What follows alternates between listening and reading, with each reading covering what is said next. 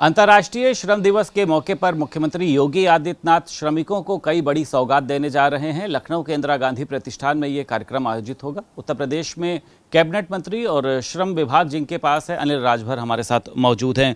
मंत्री जी, एक बहुत बढ़िया दिन आप लोगों ने चुना है कि श्रमिकों को आप लोग अस्पताल, अलग बेड, तमाम चीज़ों की सौगात देने जा रहे हैं। अब बिल्कुल देखिए संदीप जी, आज अंतर्राष्ट्रीय मजदूर दिवस पर सरकार एक बड़ा फैसला करने जा रही है और हर हाथ को काम देने का जो सरकार का संकल्प है और एक बड़ा वर्ग जो हमारा श्रमिक है उसके जीवन में बुनियादी परिवर्तन लाने की जो कोशिश उत्तर प्रदेश की योगी जी की सरकार कर रही है, उसने एक मिसाल कायम किया है।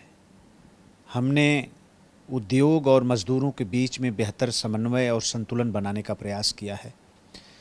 देखिए, चाहे जो मजबूरी हो हमारे मांगे पूरी हों, इस नारे ने कितना बर्बाद किया देश को। हमारा कानपुर पूरी तरीके से ख़त्म कर दिया। हम लोग एक नए नारे के साथ आगे बढ़ रहे हैं। एक तो श्रमेव जयते का नारा जो माननीय प्रधानमंत्री श्री मोदी जी ने दिया, दूसरा देश के हित में करेंगे काम और काम का लेंगे पूरा दाम। तो कैसे बुनियादी परिवर्तन श्रमिक के जीवन में आए। हमने अटल आवासीय विद्यालय बनाया कि मजदूर का बेटा मजदूर ना हो, मजदूर का बेटा भी अफसर बने, डॉक्टर बने, इंजीनियर बने। ये सरकार की कोशिश है। कितना बढ़िया रिजल्ट बच्चे लाए जब उनको मौका दिया गया, अवसर दिया गया। तो मुझे प्रसन्नता है कि पहला हमारा बैच बोर्ड के इम्तहान में हाई स्कूल के बैठा और 97% के आसपास वो बच्चे, मजदूर के बच्चे रिजल्ट लाए, अच्छे अंकों के साथ लाए। तो आज आप लोग धैर्य से इंतज़ार करें, एक अच्छी खबर आएगी शाम तक। और अभी देखिए, वेज भी, मजदूरी भी बढ़ाया हम लोगों ने। 21% मजदूरी बढ़ाने का काम हमारी सरकार ने किया है और भी तमाम सुविधाएं हम देने जा रहे हैं। और अभी भी होमवर्क हम लोगों का शुरू है। आज माननीय मुख्यमंत्री जी कुछ योजनाओं की घोषणा करेंगे। आगे आने वाले दिनों में हम और बेहतर करने जा रहे हैं और हम क्या उनके लिए अच्छा कर सकते हैं, उनको जीवन को सरल बनाने के लिए। इस पर भी लगातार हमारा होमवर्क चल रहा है और अभी बहुत जल्द ज़्यादा अच्छी सूचनाएं और खबर आप लोगों को मिलेगी। ठीक है, 3 दिन बाद मुझे लगता है कि 4 मई की तारीख है। आप लोग कह रहे हैं एक ऐतिहासिक तारीख होगी, एक ऐतिहासिक बदलाव होगा। ममता बनर्जी से जो है इस बार लोग वहाँ के ऊब चुके हैं, या ये कहें कि जो टीएमसी का आप लोग कहते हैं कि गुंडा शासन, अराजकता रही है। लगता है आपको इस बार जो है वो वहाँ पर एक ऐतिहासिक बदलाव होने जा रहा है? देखिए, तुष्टीकरण की पराकाष्ठा कर दिया टीएमसी ने। एक धर्म विशेष के लोगों को अपना वोट बैंक बनाने के लिए क्या कुछ नहीं किया। हिंदू वर्ग के लोगों के ऊपर किस तरह से जुल्म, अत्याचार। इस बार देखिए, चुनाव आयोग का हम सभी लोगों को अभिनंदन करना चाहिए। पिछली बार के चुनाव भी हम लोगों को याद है। 58 जाने गई थी चुनाव में, मतदान के दिन सिर्फ 58, और इस बार इस तरह की एक भी खबर नहीं है। कितनी बड़ी बात है। ठीक है, कल विपक्ष ने आप लोग विशेष सत्र लेकर आए, लेकिन विपक्ष ने कहा ये काला दिन है। वो लोग अनिंदा प्रस्ताव लेकर आए और आप लोगों ने निंदा प्रस्ताव पास किया। उन्होंने जो है वो उसकी निंदा की। आप लोग ऐसा कैसे कर सकते हैं? आप लोग तो खुद ही महिला आरक्षण विरोधी, आप लोग भी सड़कों पर उतरे कल।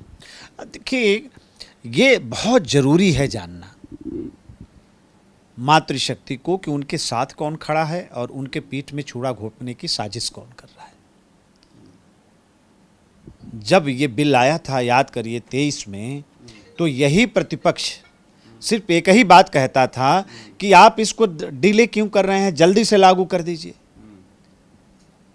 और जब जल्दी करने की कोशिश श्री मोदी जी की सरकार ने की तो उसके खिलाफ वोटिंग करके पूरा उनका चेहरा बेनकाब हो गया। तो ये अखिलेश यादव का पीडीए आपको लगता है 2027 में काम करेगा? ये कहा जा रहा है कि ओबीसी जो है इस बार निर्णायक स्थिति में रह सकते हैं, तो रहेंगे आप लोगों के साथ में? देखिए, ओबीसी हमेशा निर्णायक स्थिति में रहा है।